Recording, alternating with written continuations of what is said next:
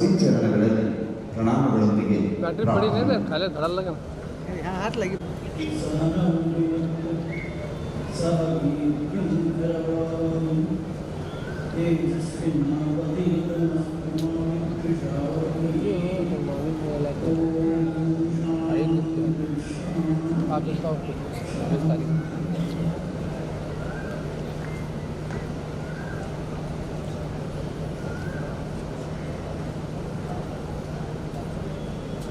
ಶ್ರೀ ಸಿದ್ಧಾರೂಢ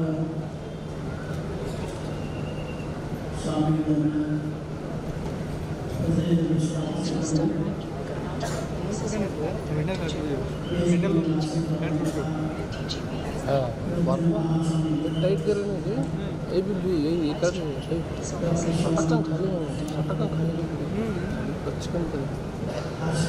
गड़बड़ बहुत इधर काम में सेट आ गया ये दूसरे की काम तो गाड़ी से हाथ चुल गई कच्चे खाली पक्का होते रहे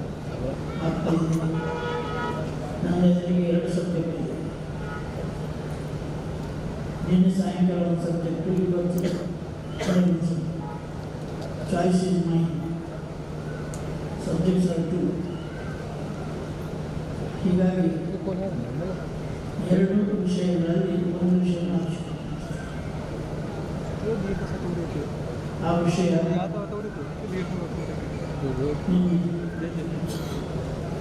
ಚತುರ್ವೇದ ಅರ್ಥಂತೆ ಮಾನವೀಯ ಜನ ಆರ್ಕೋ ಜಿಜ್ಞಾಸ ಜ್ಞಾನಿ ಜನಸ್ಪರ್ಶ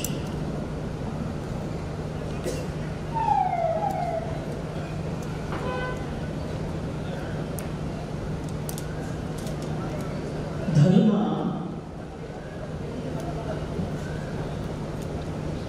ವಿವೇಕವನ್ನು ಉಂಟು ಮಾಡಿ ಆ ವಿವೇಕದಿಂದ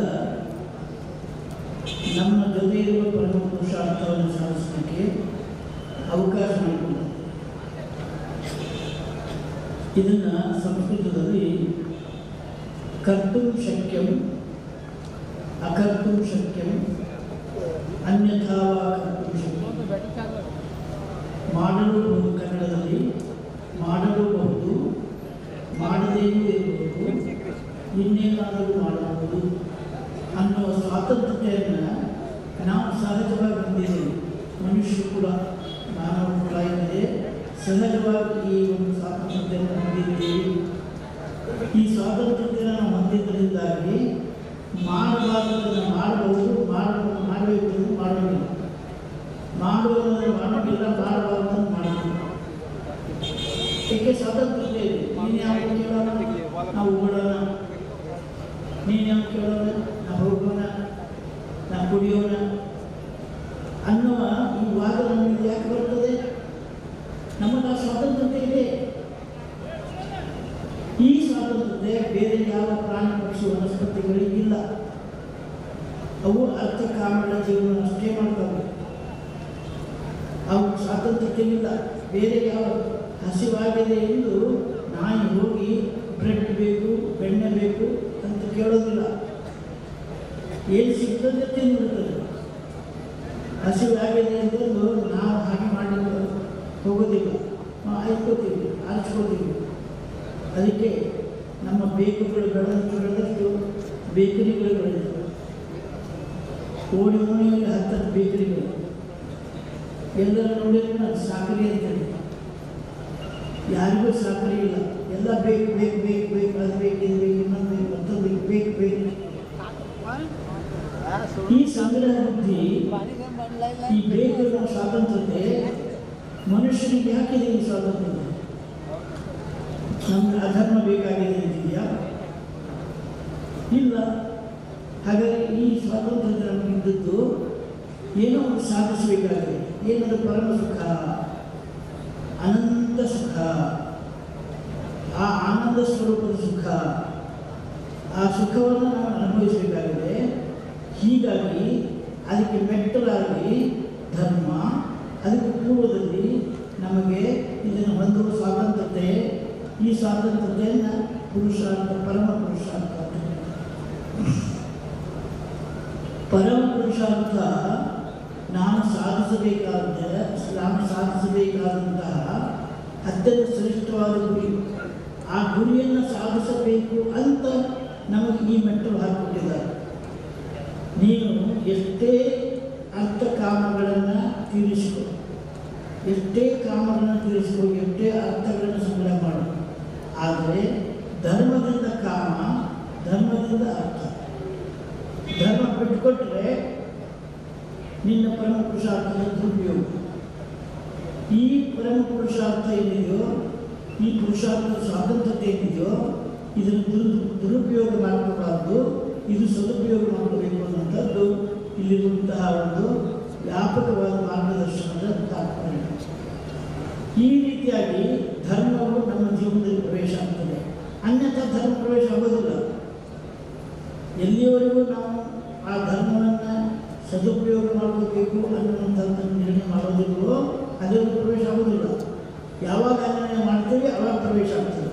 ಹಾಗಾದರೆ ನೀನು ಕಾಮಗಳನ್ನು ಧರ್ಮದಿಂದ ತೀರಿಸಿಕೋ, ನೀನು ಅರ್ಥ ಸಂಗ್ರಹವನ್ನು, ಧನ ಸಂಗ್ರಹವನ್ನು ಧರ್ಮದಿಂದ ಮಾಡು ಅನ್ನುವ ಈ ಮಾರ್ಗದರ್ಶನ ಮನುಷ್ಯನಿಗೆ ಮಾತ್ರ. ಈ ಮಾರ್ಗದರ್ಶನ ಬೇರೆ ಯಾವ ಪಕ್ಷವೂ ಈ ಮಾರ್ಗದರ್ಶನ ಇಲ್ಲ.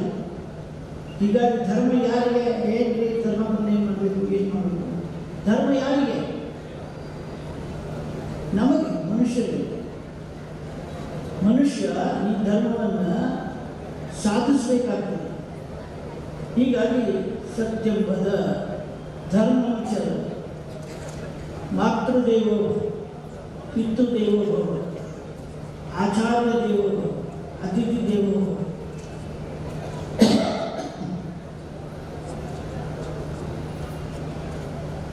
ಮಾರ್ಗದರ್ಶನ ಸ್ವಾಧ್ಯಾಯ ಪ್ರವಚನಾಭ್ಯಾಂ ನ ಪ್ರಮದಿತವ್ಯಂ.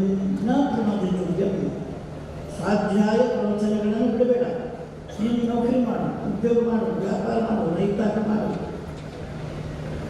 ಕಮ್ಮಾರನಾಗಿರು, ಕುಂಬಾರನಾಗಿರು, ಏನೇ ಆಗಿರು. ಆದರೆ ಸ್ವಾಧ್ಯಾಯ ಪ್ರವಚನ ಬಿಡಬೇಡ. ನಾವು ಸಾಧಿಸುವುದರು ಪ್ರವಚನದಲ್ಲಿ ನಿರತರಾಗಿರ್ತೀವಿ, ಸ್ವಾಧ್ಯಾಯದಲ್ಲಿ ನಿರತರಾಗಿರ್ತೀವಿ. ಈ ಸ್ವಾಧ್ಯಾಯವನ್ನು ನೀವು ಮಾಡಬೇಕಾಗ್ತದೆ. ಪ್ರತಿ ದಿವಸ 10 ನಿಮಿಷ 15 ನಿಮಿಷ ಪ್ರಾರ್ಥನಾ, ಭಗವಂತ ಪ್ರಾರ್ಥನಾ. ಅದಕ್ಕಾಗಿ ನಿತ್ಯಕರ್ಮ ಹಾಕೊಟ್ಟಿದ್ದಾರೆ ನಮ್ಮ ಹಿರಿಯರು. ಇವೆಲ್ಲ ಒಟ್ಟು ಸೇರಿಸಿ ಧರ್ಮದ ಮಾರ್ಗದರ್ಶನ. ಧರ್ಮದ ಮಾರ್ಗದರ್ಶನದಲ್ಲಿ ವಿವೇಕ ಜಾಗೃತಿ. ವಿವೇಕ ಜಾಗೃತಿ ಆದಾಗ ಅವನು ಯಾವುದು ಶಾಶ್ವತ, ಯಾವುದು ಅಶಾಶ್ವತ ಅಂತ ವಿಂಗಡಿಸ್ತಾನೆ. ಎಲ್ಲವೂ ನಾಶವಾಗುತ್ತದೆ, ಎಲ್ಲವೂ ಹಾಳಾಗುತ್ತದೆ, ಎಲ್ಲವೂ ಸತ್ತು ಹೋಗ್ತದೆ, ಎಲ್ಲವೂ ಒಡೆದು ಹೋಗ್ತದೆ, ಎಲ್ಲವೂ ಸುಟ್ಟು ಹೋಗ್ತದೆ. ಹೀಗಿದ್ದಲ್ಲಿ ಅವುಗಳನ್ನು ನಾವು ನೆಚ್ಚಿಕೊಳ್ಳಬೇಕಾ?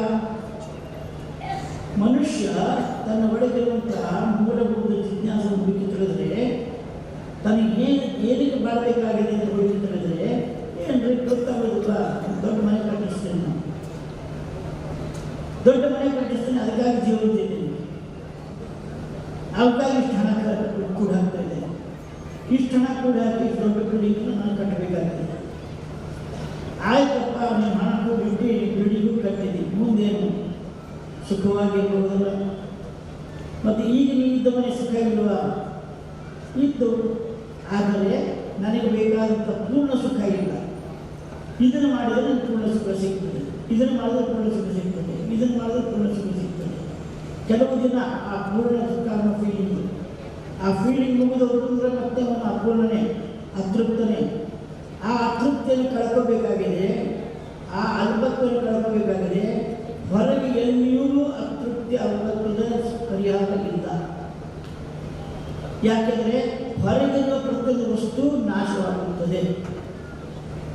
ಕಾಲ, ದೇಶ, ವಸ್ತು ಸ್ಥಿತಿಯಲ್ಲಿ ಸಿಕ್ಕಿ ಹಾಕಿಕೊಳ್ಳುವಂತಹ ಮಿತಿಯಲ್ಲಿ ಸಿಕ್ಕಿ ಹಾಕಿಕೊಳ್ಳುವಂಥದ್ದು ಇಡೀ ಪ್ರಪಂಚ. ಹುಟ್ಟು ಸಾವುಗಳಲ್ಲಿ ಒಂದು ಶರೀರ, ಬುದ್ಧಿ, ಮನಸ್ಸು, ಪ್ರಾಣಾಧಾರಗಳು ಎಲ್ಲವೂ ಕೂಡ ಕ್ಷಣಿಕ. ಕ್ಷಣಿಕವಾದ ಈ ಜಗತ್ತಿನ ಹೊರಗಿನ ಭಾಗದಲ್ಲಿ ಎಲ್ಲೂ ಇಲ್ಲ. ಈ ಮೂಗಿನ ತುದಿಗೆ ಅಲ್ಲಿ ಇನ್ನೂ ಇಲ್ಲ ಈ ಆನಂದ. ಹಾಗಾದ್ರೆ ಎಲ್ಲಿರ್ಬೋದು? ಹೊರಗಿಲ್ಲ, ಎಲ್ಲಿರ್ಬೋದು? ಯಾರು ಹೇಳಿದ್ರು ಪಂಡಿತರು ಒಳಗಿರ್ಬೋದು?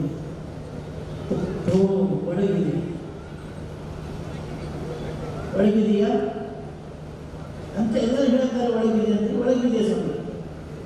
ಒಳಗಿದೆ ಅಂತ ಹೇಳಿದ್ದಾರೆ. ಒಳಗೆ ಎಲ್ಲಿದೆ? ಸ್ವಲ್ಪ ಜಿಜ್ಞಾಸೆ, ಸ್ವಲ್ಪ ಚಿಂತನೆ ಮಾಡಿ.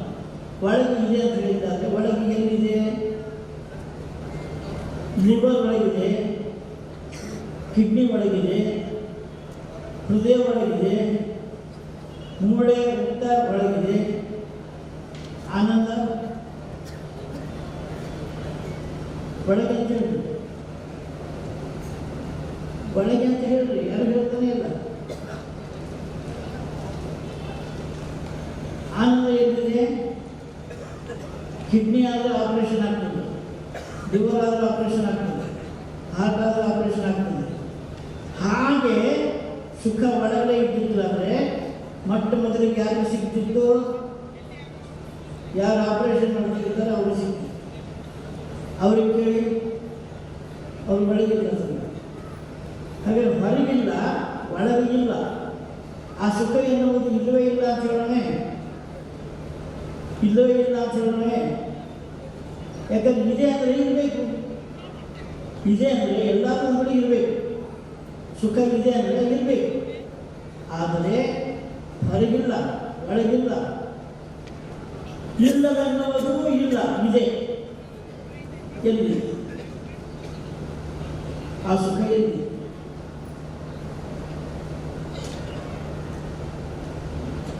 ಐದು ನಿಮಿಷ ನನ್ನ ಜೊತೆಗೆ ನಿಮ್ಮಷ್ಟಕ್ಕೆ ನೀವು ನಾನು ಅಂತ ಹೇಳಿಕೊಡಿ.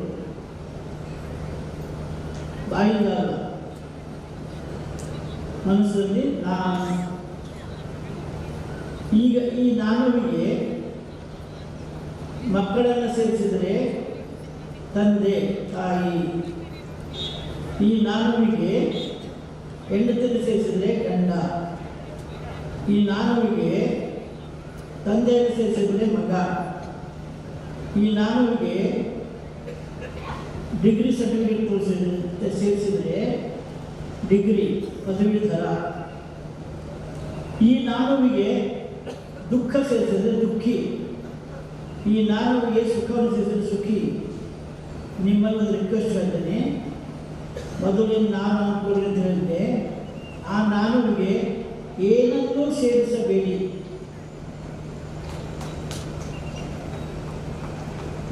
ಆ ನಾನುವಿಗೆ ಏನನ್ನೂ ಸೇರಿಸಬೇಕು. ನಮಗೇನು ಹೇಳಬೇಡಿ, ನಿಮ್ಮಷ್ಟು ನೀವೇ. ನಾನು ಆ ನಾನುವಿಗೆ ಏನನ್ನೂ ಸೇರಿಸಬೇಡಿ. ಭಾಷಾ, ಕೋಶ, ವಿಷಯ, ಸಂಬಂಧ ಏನೂ ಸೇರಿಸಬೇಡಿ.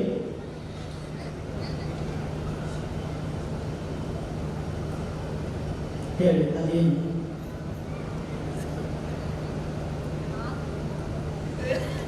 ತಿಳಿದದ್ದನ್ನು ಸೇರಿಸಿದರೆ ತಿಳಿದವನು, ತಿಳಿಯದೇ ಇದ್ದದ್ದನ್ನು ಸೇರಿಸಿದರೆ ತಿಳಿಯದವನು.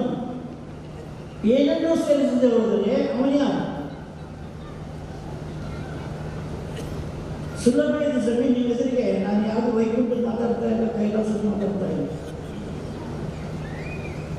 ಯಾವುದೋ ಕಥೆ ಹೇಗೆ ಮಾತಾಡ್ತಾ ಇಲ್ಲ. ನಿಮ್ಮ ಎದುರಿಗೆ ಇದೆ, ನಿಮ್ಮ ಜೊತೆಗೆ ಇದೆ. ಏನನ್ನು ಸೇರಿಸದೆ ಹೋದರೆ ಅದು ಯಾವುದು?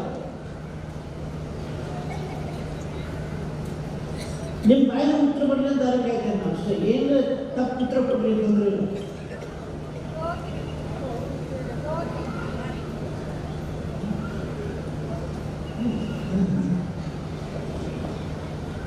ಏನನ್ನು ಸೇರಿಸದೆ ಹೋದರೆ ಅದೇನು ಕೇಳಿ. ನಿಮ್ಮ ಬಾಯಿನ ಉತ್ತರ ತರಿಸ್ತಾನೆ. ಇದೆಯೋ ಇಲ್ಲ? ನಾನು ಏನನ್ನು ಸೇರಿಸದೆ ಹೋದರೆ ಇದೆಯೋ ಇಲ್ಲ? ಇದೆ. ಇಲ್ಲ ಇಲ್ಲ ಅಂತ ಹೇಳಿ ನಾನಿದೆಯೋ ಇಲ್ಲ? ಇದೆ. ಸಂಸ್ಕೃತದಲ್ಲಿ ಅದಕ್ಕೆ ಸತ್ ಎಂದು ಕರೆಯುತ್ತಾರೆ. ಸತ್ತ ಅಲ್ಲ, ಸತ್ ಇದೆ. ಕೇಳಿ, ಹೆಚ್ಚಿದೆ, ಹೆಚ್ಚು ತಪ್ಪಿದೆಯಾ? ಅರಿವಿದೆಯಾ? ಅರಿವು ತಪ್ಪಿದೆಯಾ? ಈ ನಿಮ್ಮನ್ನೇನು ತಿಳ್ಕೊಳ್ಳಿ. ಅರಿವಿದೆಯಾ ಅರಿವಿಲ್ಲ? ಆ ಎಚ್ಚರಕ್ಕೆ ಸಂಸ್ಕೃತದಲ್ಲಿ ಚಿತ್ತ ಅಂತ ಕರೀತಾರೆ. ಆ ಅರಿವಿನ ಪ್ರಾರಂಭ ಹುಡುಕಿದ್ರು ಸಿಗೋದಿಲ್ಲ, ಅರಿವಿನ ಕೊನೆ ಹುಡುಕಿದ್ರು ಸಿಗೋದಿಲ್ಲ. ಏಕೆಂದರೆ ಅರಿವಿನ ಕೊನೆಯನ್ನು ಹುಡುಕಲಿಕ್ಕಾಗಿ ಅರಿವಿರಬೇಕಾಗಿದೆ, ಅರಿವಿನ ಪ್ರಾರಂಭ ಇರಲಿಕ್ಕಾಗಿ ಅರಿವಿರಬೇಕಾಗಿದೆ. ಅರಿವು ಪ್ರಾರಂಭದಲ್ಲೂ ಇದೆ, ಅಂತ್ಯದಲ್ಲೂ ಇದೆ, ಮಧ್ಯದಲ್ಲೂ ಇದೆ, ಪೂರ್ಣವಾಗಿದೆ, ಪರಿಪೂರ್ಣವಾಗಿದೆ. ಪರಿಪೂರ್ಣವಾಗುವುದನ್ನು ಆನಂದ ಅಂತ ಕರೀತಾರೆ. ಆದ್ದರಿಂದ ನಾನು ಸತ್ ಚಿತ್ ಆನಂದ, ನಾನು ಸಚ್ಚಿದ ಆನಂದ ಪರಬ್ರಹ್ಮ. ಇದನ್ನು ಉಪನಿಷತ್ತು ಗೀತೆಗಳು ಎಲ್ಲವೂ ತಿಳಿಸಿರುತ್ತವೆ. ಇದನ್ನು ನಮ್ಮ ಸಿದ್ಧಾರೂಢ ಮಹಾರಾಜರು ಒಂದು 2 ವಿಷಯ ನನ್ನ ಬಗ್ಗೆ ಹೇಳಿಬಿಟ್ಟು ನಾನು ಮುಗಿಸ್ತೇನೆ. ನಾನು ಹುಬ್ಬಳ್ಳಿಯಲ್ಲಿ ಹುಟ್ಟಿ ಬೆಳೆದವನು, ಇಲ್ಲೇ ಪದವೀಧರಾದವನು, ಇಂಜಿನಿಯರ್ ಇಲ್ಲೇ ಆದೆ, ಪ್ರಾಕ್ಟೀಸ್ ಇಲ್ಲೇ ಮಾಡಿದೆ. ಇಲ್ಲಿಂದ ಬಾಂಬೆ ಸಂದೀಪನಿಗೆ ಹೋದೆ. ಬಾಂಬೆ ಸಂದೀಪನಿ ಗುರುಕುಲ ವಾಸ ಮುಗಿಸಿ 3 ವರ್ಷದ ನಂತರ ಹುಬ್ಬಳ್ಳಿಗೆ ಬಂದಾಗ ನಾನು ಮನೆ ಬಿಟ್ಟು ಹೋಗ್ಬಿಟ್ಟಿದ್ದೆ ಮತ್ತು ವಾಪಸ್ ಮನೆಗೆ ಹೋಗಾಗಿಲ್ಲ. ಸೀದಾ ಬಂದು ಕೈಲಾಸ ಮಠದ ಹೊರಗೆ ಕಟ್ಟಿ ಮಾಡ್ಕೊಂಡು ಆ ಸಿದ್ಧಾರೂಢರ ಆಶ್ರಯ ಅಲ್ಲಿಂದ ಶುರುವಾಗಿದೆ. ಅಲ್ಲಿ ಮಲ್ಕೊಂಡು ಇದೆ ಅಂತ ಕೆರೆ ಕೆರೆ ಇದೇ ಕೆರೆಯಲ್ಲಿ ಮುಳುಗಾಗಿದೆ. ಇದೇ ಅನ್ನಕ್ಷೇತ್ರದಲ್ಲಿ ಪ್ರಸಾದ ತಗೊಂಡೆ, ಮಧ್ಯಾಹ್ನ ಮಂದಿ ಆ ಪ್ರಸಾದ ತಗೊಂಡು 3 ದಿನ ಈ ಪ್ರಕಾರವಾಗಿ ಇಲ್ಲಿದ್ದೆ. ಇಲ್ಲಿಂದ ಆಶೀರ್ವಾದ ಪಡ್ಕೊಂಡು ನಾನು ಹೊರಗಡೆ ಹೋಗಬೇಕಾಯಿತು. ಪೂರ ಅಂದಿನಿಂದ ಇಂದಿನವರೆಗೂ ಆಶೀರ್ವಾದ ಇದ್ದಿದ್ದು ಸಿದ್ಧಾರೂಢ ಆಶೀರ್ವಾದ. ಅಮೆರಿಕ, ಲಂಡನ್, ಇಟಲಿ, ಫ್ರಾನ್ಸ್ ಎಲ್ಲರೂ ತಿರುಗಿಬಿಟ್ಟಿದ್ದೀನಿ. ಆದರೆ ಹುಬ್ಬಳ್ಳಿ ಅಂತ ಊರಿನೊಂದಿಲ್ಲ. ಸಿದ್ಧಾರೂಢ ಮಠದ ಎನ್ನುವುದು ದೊಡ್ಡ ಆಶ್ರಮ ಇದು. ಇಷ್ಟು ಪವಿತ್ರವಾದ ಕ್ಷೇತ್ರ ಇದು. ನನ್ನನ್ನು ಎತ್ತಿ ಆರಿಸಿದೆ ಕ್ಷೇತ್ರ. ಹುಟ್ಟಿ ಬೆಳೆದಿದೆ ಹುಬ್ಬಳ್ಳಿ. ಹೀಗಾಗಿ ಸಿದ್ಧಾರೂಢ ಆಶೀರ್ವಾದ ಇಲ್ಲದೆ ನಾನು ಒಂದು ಹೆಜ್ಜೆ ಇಟ್ಟಿಲ್ಲ. ಸಿದ್ಧಾರೂಢನ ಚೋಳಿಗೆ ದೇಶಕ್ಕೆಲ್ಲ ಹೋಳಿ. ನಾವು ಸಣ್ಣವರಿಂದ ಹೇಳ್ತೀನಿ, ಸಿದ್ಧಾರೂಢರ ಅಂಗಾರ ದೇಶಕ್ಕೆಲ್ಲ ಬಂಗಾರ, ಸಿದ್ಧಾರೂಢ ಜೋಳಿಗೆ ದೇಶಕ್ಕೆಲ್ಲ ಹೋಳಿಗೆ. ಇವತ್ತಿಗೂ ಬರೀ ಹೋಳಿಗೆನೂ ಸಿಗ್ತಾವೆ. ಯಾಕೆ? ಸಿದ್ಧಾರೂಢ ಆಶೀರ್ವಾದ.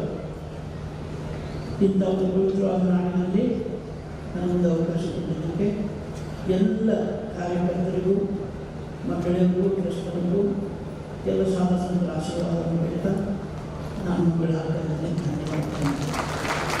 भक्ति, ये भक्ति का विषय में बताते कनकदास एक महात्मा रहा। वो महात्मा वैष्णव संप्रदाय में गुरुओं का भाषा शिक्षण लेता रहा। सभी शिष्य लोग आके पाठ प्रारंभ करने के लिए बताते, किंतु गुरुजी कनकदास आना लोग ऐसा बोला। ये लोग सब नाराज हो गया। होने के बाद ये दिन गुरु जी को मालूम हुआ, गुरु को बिना मोक्ष नहीं रहता है, भक्ति नहीं रहता, कुछ भी नहीं रहता। जिसको गुरु कृपा होता है उसको सब आती है, गुरु कृपा नहीं तो कुछ भी नहीं। गुरु तेलुगु में एक पद्य है, गुरु लेकुंडा गुर्तु कलुरा अदुने करिन वाणी अब्ब कयिन। गुरु नहीं तो किसको भी गुरु भगवान का प्राप्ति नहीं हुआ। उदाहरण क्या है? ताल बचे बोले तलपेट होगा, हम ताल लगा लिया, उसको चाबी चाहिए। अब भजन का कैसे ताला लगे, ताला खुलेगा नहीं, केवल चाबी चाहिए। ऐसे ज्ञान प्राप्त के लिए गुरु चाहिए। ऐसा गुरु कौन है? हम लोग सभी यहाँ आया, किस प्रकार आया? उसका गुरु प्रभाव से हम लोग यहाँ आया। समय अभाव सर्वे महात्मा अस्ति। मैंने संस्कृत भाषा में बोलने के लिए कुछ कोशिश किया। यदि त्रुटि भवति चेत् क्षन्तव्यम्, अहं विरमामि। ओम तत्सत्। ओम। पूज्य श्रीपाद